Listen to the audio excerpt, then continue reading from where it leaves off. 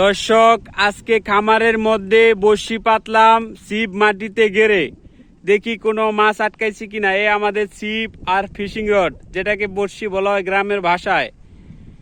এখন দেখবো মাছ আটকাইছি কিনা।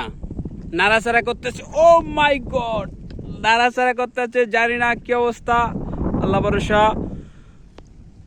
এই ছিপটা গেড়ে রেখেছিলাম, ও টান দিতে হচ্ছে, বড় মাছ আটকাইছে। দর্শক, মনে হয় যে মাছ আটকায় গেছে। এই দর্শক, আমাদের ফিশিং রডে এই তেলাপিয়া মাছটি আটকাইছে। তেলাপিয়া মাছ অনেক লুবি। এই ফিশিং রডটি আমরা ক্যাচ্চা দিয়ে পাচ্ছিলাম, ক্যাচ্চা খাইতে আইসা ফিশিং রডটা আটকে, ফিশিং রডের সাথে এই তেলাপিয়া মাছটা আটকে গেল। ওই মনু, করে মাছটা ছুটা করে।